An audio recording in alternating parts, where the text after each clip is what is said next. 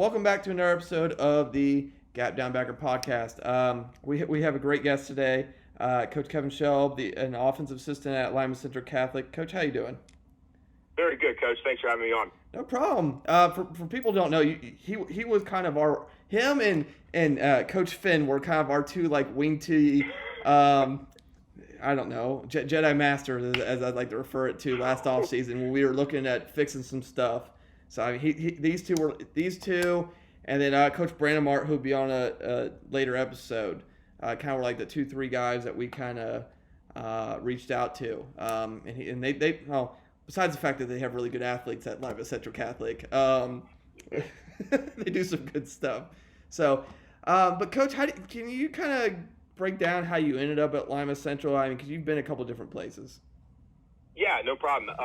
So it started out, I've been was at Allen East for a really long time, Allen East High School, small little school in Harrod, Ohio. Was there from 2007 up through 2018. Had a chance to work with some really awesome people there. Started out under Randy Woods and coached for a few years under Cam Staley, and really got a chance to learn the wing T and do a lot of things with our head coach in 2012, Mike Abbey. Got the offensive coordinator job and had some success. We were able to score some points and have a little bit of success over there. And 2018, we got a new head coach, outstanding coach, but it was just one of those things. It wasn't a great fit. It wasn't a great fit for me. The guy was a great coach, great human being. So I started looking other places. And I had developed a relationship with Coach Paldy in 2012 when we first put the wing T in, when Coach Paldy was over at Columbus Grove. So got real lucky, and Coach Paldy reached out and said, hey, I heard you're looking for a coaching job, and offered me a spot, and I accepted. And it's been an awesome few years over there. Great, Coach. I mean, you guys have had a fair amount of success. Is probably an understatement. Running, I mean, whoo. But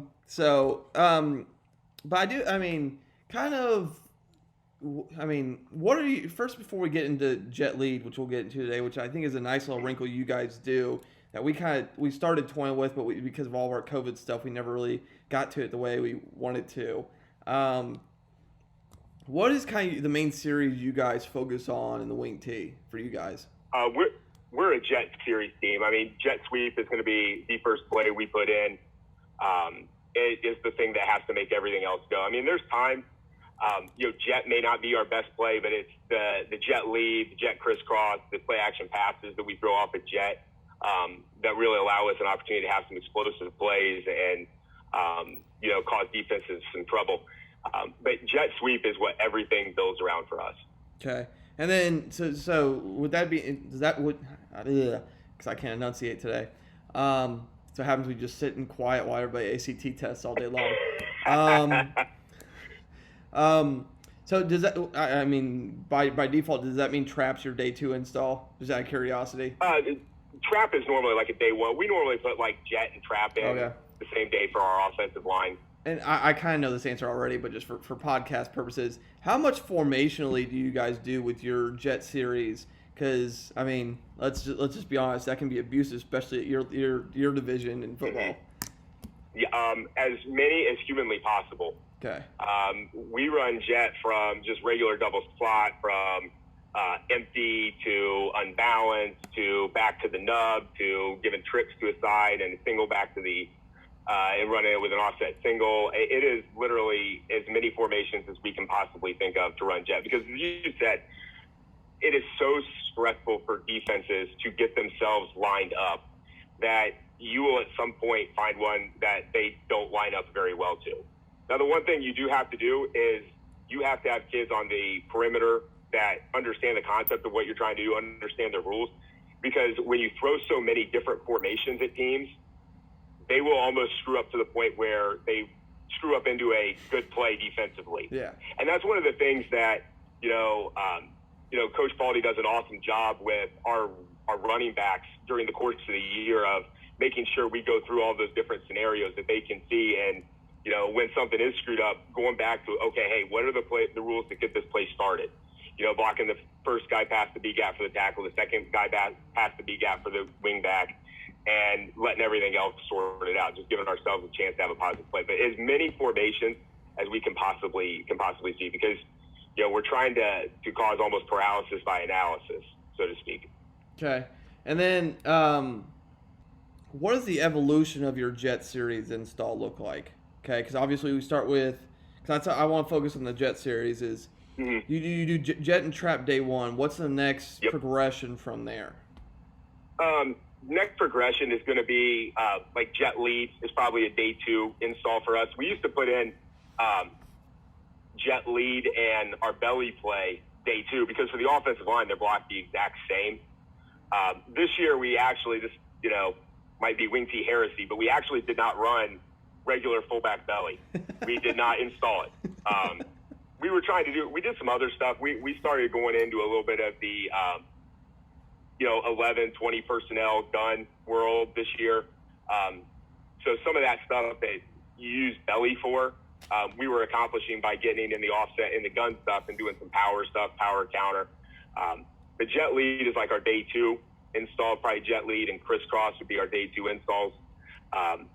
And from that point on, I mean, Jet Lead, Trap, and crisscross are going to be, I mean, that's probably 75, 80% of what we're going to run in the course of the game. From there, it's about dressing it up. I mean, we have done some things where we've been able to kind of minimize blocking schemes for offensive line.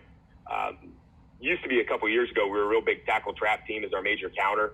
It was one of those things. It was how many plays do you get in a game? We ended up taking out tackle trap, and we were able to recycle just our regular trap scheme to a wing back off of jet sweep. So we were able to save some time for the offensive line. The mechanics for the backfield was pretty easy to accomplish. And then, we get into, the play action passing, that we get into it. Day one, we're probably putting in our regular, what we call our jet flood. We're throwing a post with the banana route by number 2 and really trying to take a shot down the field. And then we have a litany of play action variations off of that based on how they try and defend it. Okay. And then before we get to kind of film and breaking down the actual Jet Lead play, I understand you said that might be wing T heresy, which might now go on a T-shirt, by the way. Because there's like 2 or 3 quotes I got from doing these that I will put on a shirt, and that's probably going to happen at some point. But I mean, people said the same thing about us because we didn't run buck sweep. So, but have you remind me again? Have you? Cause I know we've had this conversation before, and I've had so many dang conversations I can't remember every answer. Right. Did you used to run Rocket at one point too? So when I was at Allen East, we were a big Rocket sweep team. The first year we put in the Rocket sweep, we put in like full wholesale when I was USC in 2012. I think we ended up running like 140 some Rockets that year. I mean, it was our baby. It was what was going to make everything else go. So we ran a ton of Rocket when I was at Allen East. At Lima Central Catholic, we've used a no-mo Rocket as like a sugar huddle play, which has been good to us, that we've run a couple times. But we're a LCC jet sweep team. Okay, well then here's where that question continues: is personal opinion, which is better, Jet or Rocket? Jet sweep. Jet sweep. Why? It's funny. I was messaging Joel Dirge at Tip City a couple years ago when I first got on to LCC, and I told him, because we had talked before about the Rocket versus Jet, and man, the Rocket, you get the depth, you get the timing, there's less traffic issues. I always loved it when I was at Allen East. And I said, now that I've been at LCC, first of all, there's a suddenness that I think the jet sweep gives you that Rocket doesn't from under center, kind of that exploding away from the line of scrimmage. But the compliments that you get off of jet sweep are outstanding. And I'm not sure there's any way to replicate that with being a Rocket sweep team. Yeah. Rocket was awesome to us when we were at Allen East. We normally had a fullback that we were featuring. In 2013, 2014, we probably ran belly and down probably 130, 140 times. I mean, our fullback was going to get worn out by the end of the game. He was our bell cow. At LCC, our best players play the halfback spot, or the wingback spot, I should say. But I definitely think, there's a counter crisscross. I don't care what you're telling high school linebackers on keying guards and back, and linemen and so forth. There's something high school linebackers cannot help themselves with when they see that ball handed off on crisscross. I mean, it's go. You don't care about what the backbeat or the line action looks like. And you can really hit some home runs on that. I agree 100%. I don't think there's – I mean, it's kind of like when I was at Elgin and we ran the double wing. Right. I mean, we were a big rocket team, but that's because we tossed our power. So, I mean, you had that natural instinct of you see that toss, you're thinking either rocket or you're thinking some sort of toss sweep. Even though it's funny how many times, because we never ran actually like true toss sweep, it's just rocket or it's power. Yep. How many times you'd hear toss from the opposing sideline was always hilarious. And then we had a good double handoff off that toss, which I think worked. But for a full speed rocket, it's hard to have some of those compliments to your point about what you had there. So this is our just real quick little thing I put together on Jet Lead to kind of walk us through some things. So one of the things I wanted to just kind of talk about, I think it's always important, you talk about we've kind of already had this conversation on Jet and why we're running it and so forth. But, why do we run Jet Lead? It's the biggest thing is the answer to teams stopping Jet Sweep. I said at the beginning, everything for us is built around Jet Sweep. Well, one of the easiest ways to deal with that is they're going to run out to the perimeter. So you need to be able to attack them back on the interior when they're doing those things. So for us, it's also one of the things I wouldn't have thought about when I first started studying the play and looked at it until I came over to LCC is it is a phenomenal short yardage and goal line play for us. Like if it is, 3rd and 1, 4th and 1, and the goal line, if there's ever a time where he says, what do you think? It's, me and the O-line coach on with a run lead, because for us, it's our best runners behind our best blockers. I'm going to show you how we do that here in a second. And one of the things I think that's important that we talk about with this is our running back placement. Our best running backs play the wing position. And I know that's a little different for most wing T schools. It was different from when I was doing the wing T at Allen East. Our best football player generally put his toes at 4 yards behind a quarterback. That was our fullback. Now, there's obviously some things that you deal with size and what can the kid do. But one of the reasons that Scott does this, and I think this is a great point, is you win high school football games with explosive plays, and explosive plays happen on the perimeter. And you guys playing wing have a much better chance to get explosive plays on the edge, than if you're running them on belly or down 20 times a game. For us, it works great with our offset fullback package. It's 100% offset play, and it's also a great answer to 5-2 or 3-4 teams, which I think are the toughest thing you have to deal with when you run this offense. Now, some of the things I think that we want to talk about before looking at what the diagrams are. Some of the fundamentals, guys, it's ISO. The blocking is 100% just any ISO, same as you run as belly, same as if you're an I formation team. We ideally want to run this play to a 1-5 or a 3-9. We want to run it to an open gap on that side just because you can run it to a B gap that's closed on the split inside, but one of the things that you end up running into is you have to cross block it then, and it doesn't look as much like jet sweep. So also, I think it's important talking about the backside cutoff. You're going to see some of that on film. Probably the most important thing to talk about is the quarterback running back play on this. We, on our jet sweep, want to snap the ball on the outside leg of the guard, and our quarterback is going to 6-inch power step to the A gap on jet sweep. He doesn't do that on jet lead. The reason is because he wants to get the ball earlier to him. All right, so he's going to snap the ball a little bit earlier. I don't think we necessarily give them a point of saying, hey, snap it at the tackles, butt or his inside leg. It's just snap it earlier so the kid can make the cut. And he doesn't take that 6-inch power step. The running back is the biggest thing is he has to have control so he makes that 90-degree cut in the B gap. You don't want to, you're not jogging, you're not slowing down. You need to obviously still sell that you're running jet sweep, but you don't need to show everyone in the stadium how fast you are on your motion on this play. You need to wait until you make that cut. It's very similar if you've ever coached in the buck sweep, that you tell that kid to run with some tempo before he makes his cut and makes that 90-degree square cut. Our running backs are told the same thing. So when they don't really kind of hammer it down until they put their foot in the ground and they cut into the B gap.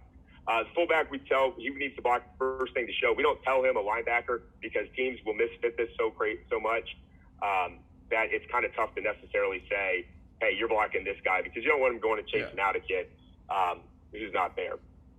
Now, the next piece of this Hey, Coach, real how do we quick, run it. before Yes, you continue, you mentioned buck sweep there. And then kind of when I talk to people and describe this play, because I've had people ask me about like stuff with jets, and I'm like, there was a point where I couldn't remember what the hell this was called. A, right. but B, I always said like I always said this was like a cheaper buck sweep. Is really what I compared it to. No, seriously, like I mean, you're essentially getting roughly the same gap, roughly, not 100%, but it's essentially this to me a cheaper version of buck sweep. It really is. Yeah, you think about what if you're a jet team, this is the complement to that. I mean, I always think, traditional wing T, buck sweep marries with the down because of that conflicting action with the defensive end on the tight end down block. With this, our baby is the jet sweep, so everything about this initially looks like jet sweep to them, just like the initial action on down looks like buck and vice versa. That I mean, it does. I think that's probably a really good way to describe it. Is this is a buck sweep-ish type play? Yeah. Maybe a little tighter. I mean, that's not getting out on the flank, but so how we run it, our number one way that we've run it in the 2 years that I've been at LCC has been from our unbalanced formation. We get our three best linemen on one side, and this is what we do. And we also, this marries out really well because we have seen predominantly a ton of 4-3 teams. And so what it allows us to get is really movement on this guy. This is the guy that you have to get movement on and really kind of clear some things out. And one of the things that, I mentioned earlier that we're kind of running into this open gap, this initial action right here, this looks to that end like it's jet sweep. He plays out. You're going to see on the film, you're going to see the Sam playing out, the spur playing out. And those guys are all run out to jet sweep, and we end up getting some massive cavities down here in the C gap. Yeah. One of the things, just to kind of point out here, I know you're going to see all these drawings. I have this guy chipping up to a linebacker. I'm going to be honest, you're going to see it on film. That doesn't happen very often. We really, really hammer our kids in getting movement on the 3 technique. Talk about them securing level 1. We'd say, hey, listen, we got pretty good running backs. We give them a shot on the second level guys, they're going to make people miss and hit big plays for us. You allow a defensive tackle to be unblocked and come off, and then they're going to get plays made on us. So a lot of times we're just staying on the double team. Really, the 4-2 look, it's really basically the same thing. It's all about, for us, selling this jet sweep action and really making sure that we have an alley to kind of crease up in here. One of the things here that is really important, I'll rewind this. When you use, this goes back to the point we were using earlier. When you use so many formations, you don't necessarily know what the other team is going to be doing. And so you have to have offensive linemen that understand the rules, understand communication. This kid right here, you can see him. He's pointing. This kid has been a 4-year starter for us. And you can see right there, he's like, hey, you're here, you're here, you're here, which is fine. It's as a lot of other schools are. We don't care what the guys across from us go. As long as our offensive linemen are on the same page, we're in good shape. So we have the 3 right there. You see right there, initially that looks like jet sweep. He tempoed it down, and he's square cutting in the hole. That's good vision. Yeah. And it just like on jet sweep, it really helps if you have kids that have some vision to them. Speed ahead a little bit on this because that's a really long lead in. This was playing against Shelby High School. So, again, this is against a 4-3 team. And this goes back to what I was saying earlier on how teams are going to misfit this. These guys see everything over here points to us running jet sweep. So watch the outside backer and the safety. I just want to know how you're getting 4-3 defenses against your wing T offense. Like I've coached in the wing T or double wing offense for, I did the math earlier, like 6 of my 10 years, and I don't think I've ever seen a 4-3 defense against our offense. It's always 4-4 or 5-2. So I think one of the things that probably helps us to an extent is we're independent. So we play a different schedule every year. So you don't necessarily get the, hey, Lima Central Catholic's going to come and play us. We play them every week. We're going to play this. Some of the teams that we do play that play us every week, it's a little bit different than this. But I'll tell you, there's some of those 4-3 teams that play these guys, as quarter safeties, and they are fitting the run right now. So it ends up almost being like a 4-5, so to speak, because of how they fit things. But yeah, it's one of those things. If you get that look, an open C gap and two guys run outside for jet sweep, yeah, he doesn't get caught. He's pretty good.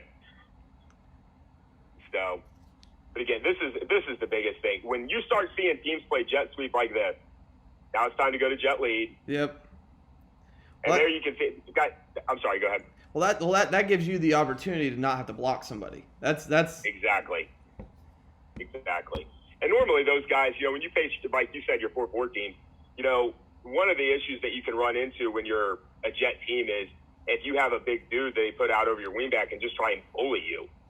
And this play takes advantage of that. I mean, great, you're going to try and run up field and box and jet sweep. We're going to run underneath it. Yeah. You're not going to be able to affect the play from out there. And this is the same thing against the 4-2 look. And again, the biggest issue right there is getting movement on that 3 technique. Yeah. If you get movement right there on the 3, you're in business.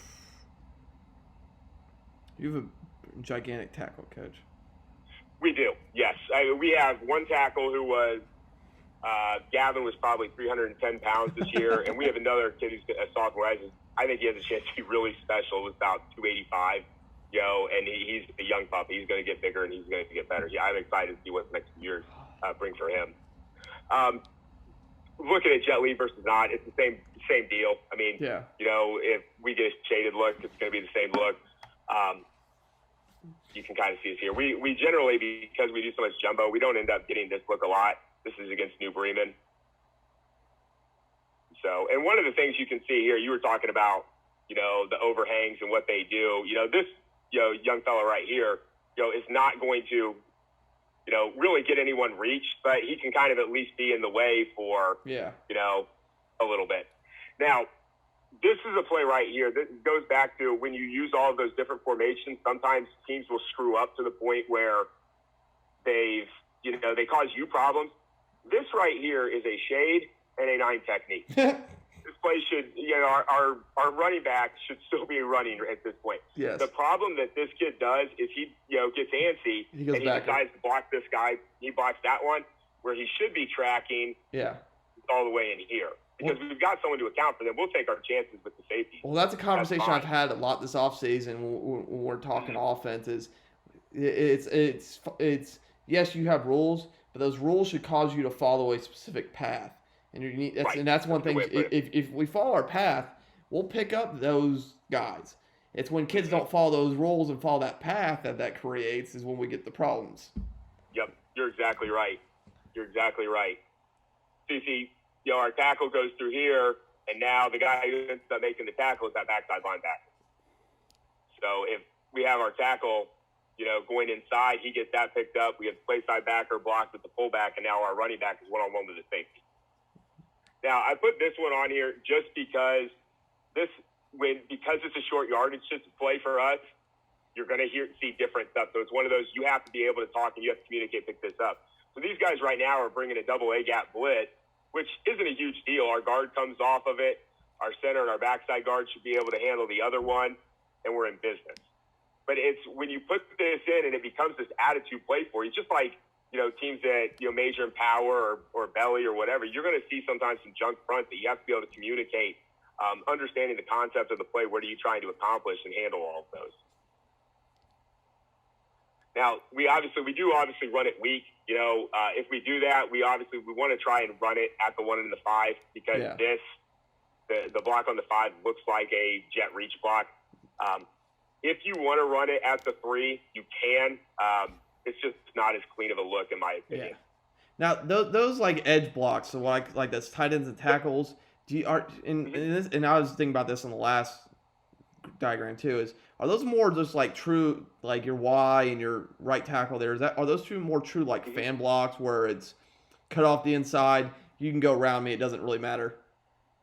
Yes, exactly. Okay. I mean, we teach that the exact same way that you would teach the play side tackle on belly ISO. Okay. He is like up and down with his inside foot because the worst thing that can happen is if this guy jumps inside and he gets penetration, he blows up the whole play. If you step with your inside foot, he jumps inside, then you can wash him down. The ball cut outside you. It's no big deal. And again, we're calling this play because this 5 is running out here. Okay. So all you have to do is make sure he stays out there, like you said, his band block. Just keep him outside. If you run wide and run around me, it doesn't matter because the play's going inside of you. Here's some looks of it. It's just running it weak. To get, if you're taking a look at, this is another different formation. It's probably the third or fourth different formation we've shown. So we have, this is actually unbalanced tackles. This is a 6 lineman formation. We put 2 tackles here. We subbed in another tackle using a split formation. This is a huge jet sweep edge for us. Yeah. So you end up getting, this is an outside linebacker. Oh, God. Yeah. That hole. I can see it now just looking at it. They are out there. God. Yeah. He jumps back in, but this is exactly, you just watch him down. You talk about that man block. Yep, that's exactly why we teach inside foot first. Because right there, our tackle does a really nice job of washing him down. And our backs, they've got to see that. The same thing here. You have a 1 technique here. And again, this is 4-3 teams. You give them a bunch of different formations. We've been hurting them on jet sweep. This is where the outside backer decided to play. This is where the safety decided to play. So there's a lot of room in here. And now we've got our back one-on-one with the safety. He makes a miss, and he's pretty good. He's going to UC to play. So he's a pretty special kid. Both of our running backs are pretty impressive like that. And again, same thing here with an odd look. Again, and you're seeing that tackle washing him down. This is especially true against an odd front, because that tackle has to do a good job of being inside foot conscious. If he's inside foot conscious and he washes it down, all it becomes is just a tight jet sweep at that point. Yeah. We've got ourselves on the perimeter. In the last couple here. And again, we're just getting a double right there. This is where we really love this versus an odd front, run it to the weak side. Because now we are taking advantage of that natural alley. We can block out here on this defensive end with our wing back, and we're able to lead up through the B gap. Whereas some of your other, like your regular fullback runs against that 5-2 to the weak side, I've never had a ton of success with that, but this play's been fantastic to that. And, okay. All right, now, just a couple other things I'll throw in here. Some of the lead jet formations. This is what I think is awesome about this play, is because every formation that you run jet sweep from, you end up having you have jet lead. So you have your inside complement with your outside running play, and it's formation, togetherness, I guess. It's not a good word to use, but so like we run a ton of jet sweep from this unbalanced ends over formation. So you're going to get teams overplaying that ends over formation because they don't want to have jet sweep run out the edge on them. So when they take that away, then the natural complement come back in, run B gap. We also love jet out of condensed formations. You're going to see some pretty different formations and how teams align to us, especially versus 3-4-5-2 teams using the unbalanced set. I'm sorry, not unbalanced, but the condensed set here. And again, if you want to try and get on the edge and make sure we can't run around you, we're going to take what you're giving us and we're going to run inside. So this right here. Again, we did some things here running back to the nub. But again, you can see we're getting, these guys are overplaying the unbalance. This is a 4-3 team that slid their mic over almost to a 20 or a 30 alignment. So we're able to get base, lead through on him. And it wasn't a very well blocked play. But you see what you start getting for certain teams, that overhang or corner that just starts spiking. Mm-hmm. And that's if you can attack it inside. That was always the problem we got, because we couldn't throw it efficiently enough that second year at Elgin. I mean, we could run the ball, but when we had to throw, we kind of couldn't, because if teams were somehow able to stop power and start spiking your rocket, that's where you had some problems. Especially like I said, it only happened about 2 games, but still, that's kind of. It still happens. You got to find the answers for that. Yep. And that's, you brought up a great point. The ability to throw, and you don't have to be great at it, but if you have the ability to throw, play action, you can really hit some bombs on teams when you're this kind of an offense, when you're a under center, run first type offense. Because at some point teams, if you're, like you said, if you're great at rocket, if you're great at, power as a double wing team, there are certain things you can do to take those away. And a lot of times that's adding people to the box. And, the next answer at that point is not another run. It's to throw the ball over their heads. I've been in that same situation too, where it's like, well, we can't.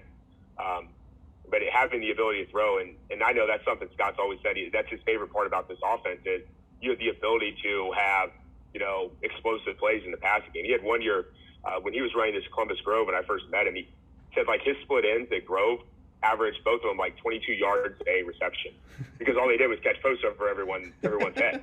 Eventually that free safety or the invert wants to start getting nosy, and you have guys just ridiculously wide open. That Shelby game that I showed you the cut up of, they were really worried about taking away Jet. They were inverting, they were spinning, and the second half, I think it was like the second or third play of the half, we called pop or a vertical pass, and Sean was running. There probably wasn't anyone within 15 yards of him. Because he's just so wide. Everyone was so worried about stopping the run play. Yeah. You see right here with our kind of condensed formation, they've now taken those overhangs and had to widen them out. So now we have really a true 6-on-6, box. And now we have a fullback leading in versus, a wing back. And that's one of the other things I really love about this play is, most wing T fullbacks, that kid's, 185 pounds, 190 pounds, pretty solid athlete, a guy you don't mind asking to lead block. We've been in situations a lot of times with wings that are 140, 150, 160 pounds, and leading up on an ISO linebacker is not exactly their idea of a good time. So this gets you a better blocker to have that matchup with the added threat of it initially looks like jet sweep, and, a lot of good things can come from that. So again, you're kind of seeing how we're marrying the jet formation with this. And sometimes it gets nasty, it gets muddy. I mean, like I said, at the end of the day, this is, an isolation play. Yeah. So sometimes it gets nasty in there that those kids have to put their heads down and go get us 4 or 5 yards and go from there. Another example, we're playing a 3-4 team. They didn't want to us run around them. So this is where they played their defensive end. So now we've created a box that's a lot more advantageous. And if you're getting those safeties, I know earlier we were talking about, quarter safeties wanting to fit the run. This is a kid that started giving us some problems, fitting down in there. So by us going to this formation, we're now able to have hats for hats. We now put our running back on the quarter safety. Our fullback leads on the inside linebacker. And now, we've got to play. We didn't finish blocks very well. I'm just confused by the alignment. I get why they're doing it. It's just Okay. You're exactly right, and that's talking about jet. That's the thing. If when you are good at jet, you have teams that are so worried about giving up the perimeter that they're doing stuff that you're like, wow, that's an interesting look. And I'll tell you that team. I know that look is kind of interesting. They did a hell of a job defending us. That was Fairview High School. They did a really nice job. The look was a little different, but they played it. It's stout kids, man. They got after it. The last two things I got on here that I think are pretty interesting because it's not a traditional jet lead deal. These are things we've added the last 2 years that really, I think, caused some serious conflicts to people. And the first one is running lead with a G scheme. And I know there are I've read about some wing T teams doing this. But this was a really nice ad for us 2 years ago. We didn't use it this year as much because we were getting into some other things. And it was an awesome look for us to handle the odd front teams. And the biggest thing that it allowed to do was this. Because in this offense, you are so dependent on having an offset fullback because you have to match numbers on the perimeter that becomes a huge key for defense. Yeah. And if you're not careful, they can really kind of use that and almost overload you if you don't have stuff to kind of put them away and kind of take them off of that. So this G scheme, we can set him to the play and have him lead like he's running jet sweep and hit inside. We can move him offset opposite. We can move him to the empty formation because empty jets are huge for us, and still gives us an opportunity to attack back inside. So that has been a really nice look for us. And we've also, hold on, I'll come back to this. All right. But this is the G scheme look.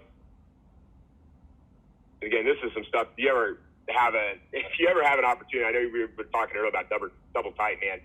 Double tight versus some teams gives them such an issue. And one of the other things that I think running this style of an offense does is we are the different entity now. 10 years ago, you were different when you came out in 2x2 and 3x1 and you were throwing the ball 30, 40 times. Because no one else did that. Everyone was in the I formation and doing a lot of those things. But now, as 10 and 11 personnel spreads have become so prevalent, like when you line up with a tight end, two tight ends, unbalanced, offset fullback, giving teams all these different edges, teams are like, wait a second, we don't see this every day. We didn't spend all summer in passing league, defending too tight, wing and those kind of things. So you get yourself some really interesting, some looks. So, this was a 3-4 team that was setting to the strength. So, you give a 3-4 team that's sliding to the strength, you give them double tight to the field, you're going to have a nice holdback here into the boundary. Yeah. And that's what we end up taking advantage of here. We get a really nice look, you don't see it enough, so people just don't know how to necessarily defend it. But also when I was a DC, I hated defending double tights. I didn't mind lining up against empty. You can have your empty checks. Now, depending on some things might scare you, depending on who they have at quarterback or where and what. But double tights and then that trips, tight end, wing, and then split out receiver are like the two. When I was a DC, I hated the most. And no one ever used the tight end, wing, split out receiver to what you were afraid they could do with it. But you knew I was like, oh, that could be a problem. Yeah, you're exactly right. One of the other things that I want to just highlight here that I think, we obviously have some pretty good guys running the football. But one of the things that our kids do an awesome job with is the effort that they give on the backside. I want you look at this kid right here. This is our right guard. He was a career star. He did an awesome job for us in 2019. I mean, he's locked on, and that's a kid that is a, Division I linebacker that he was blocking. Yeah. That kid was that conference's 2-time defensive player of the year. And those are the things that, our offensive line coach, Ryan Betts, just does an awesome job coaching that backside effort. And our kids have really bought into that. Here's the last G scheme one I'll show you. And again, these right here for us, this doesn't necessarily scream jet because our fullback's in the home position. But again, we're getting a nice look here. And, teams are, this 84 isn't going to be an issue because what's he trying to stop? He's trying to stop jet. And he's not able to redirect and make a play. We got kids blocking in the back or downfield, and Sean does his thing. Now, the last thing that we came up with this year that I thought was awesome, but this is a great, because empty jets have always been awesome for us. I mean, it really causes the defense some issues on, which side are you going to play, because you can, you have essentially numbers you can run jet to both sides, and you create an unbalanced look to one side. And this gives us a way to attack the interior out of those empty formations. And just like we've kind of been saying, this is a play I really feel like you have to run to a 1, to a shade. You can run it to a 3. We fooled around with a blocking adjustment that has some merit, especially if they have a wider defensive end. Yeah. But it's just not as clean. There's a reason why, belly ISO works better to an open B gap. And it's the same thing with this play. But this was huge for us a couple times. And one of the other things that we found when we were playing a playoff game is how a team was playing this edge over here. And like I told you, we run a ton of our crack seal scheme over here. Yeah. That teams will overshift, teams will slant the defensive line over to that side. And we ended up figuring out throughout the course of the game, like, man, lead back over here would be a really nice little look. And we do, if you're calling this, I think you have to have this as two different play calls. This is not what we call our lead. It's different terminology because lead, our wingback knows he's not leading inside. So we give it a different play call. So if anyone's out there, you do that. I think terminology-wise, that's important. I think that's a good way to get your kids confused. If you have it, you lead on here, you're leading, but you're not on the other. So just kind of a couple clips here. These are a couple where we are we're running. This is the playoff game where, again, so they're pretty heavy back over here, to that, kind of boundary side. And they were slanting their defensive line. And so our tackle washes this kid down. We get our running back leading. And our running back's one-on-one with a safety at that point. And this is the clip from Empty right here. And this is the thing that, right here, okay, they're trying to deal with Jet, right? I mean, they've got two guys out here. They got a safety who can come support. This Mike is cheated almost into like a 20 or a 30 alignment. I mean, he's ready to come help play the Jet sweep. This defensive end over here doesn't want to get outflanked. This defensive end's wide too. So the natural alley is in here in the B gap. So we get here. We have a nice football play. And one of the things I know we were just talking earlier about, sometimes, you get little wing backs and their idea of going and blocking, this guy's 205, 210 pounds. This running back right here is maybe 150 pounds. But because this looks like Jet sweeps so much, this kid is running out to tackle Jet. He doesn't have to get after him and have a big, a killer isolation block. All he has to do is just get on him and let him run. So that was a nice little wrinkle that we added, and was a nice little ad for us against empty teams. So, but yeah, that's what we got for Jet lead, and it's been an awesome play for us. I think I ran the numbers this year. We were like 85 or 90. I don't know if we were 90, but probably like 85% efficient with our Jet lead play. Okay. Which I tag efficiency. It's +4, a first down or a touchdown. So okay. It's nice. It's been a nice deal for us. I'm gonna write that down. Efficiency +4, or what did you say? First down. It's +4 first down or a touchdown. Okay, that's interesting. All right, and then I have to ask, because we had this conversation before we started filming, and you've said the word explosive play like 85 times while we've had this conversation, and this is kind of my pet peeve. Not pet peeve. Interest point right now, and it's probably going to get me in trouble at some point. Do you have a specific number for explosive plays, and do you actually track them? We don't track them. That's something like, if I go back and I do like a self-scout study, I always kind of include a category of, was it explosive or was it not? But it's not something like we're not saying in the course of the game, hey, I know some teams, I've seen the goal boards, like we need 5 explosive runs or 3 explosive passes. We don't track it like that. But, it's something that we kind of keep an eye on afterwards, throughout the course of the year when you're doing your end of season breakdown, I should say. Okay. All right, Coach. Well, coaches, Coach Schelb's Twitter will be in the bio if you want to reach out to him. Give him a follow. Also, if you want to support the channel and all the podcasts, again, the Patreon link will be below. If you're interested, there'll be a bunch of bonus content on there. Presentation, the actual PDF or video versions of several of our presentations from our guests, other miscellaneous like playbooks and other content that will be on there as well. So please, if you're interested in supporting the channel and help keeping all this free, please check that out for me. Also, give the video a like, give the channel a subscribe. It helps people find the content, so we can get all these great speakers we have and great guests out there, so we can create more conversation amongst football coaches. And that was another episode of the Gap Down Backer podcast.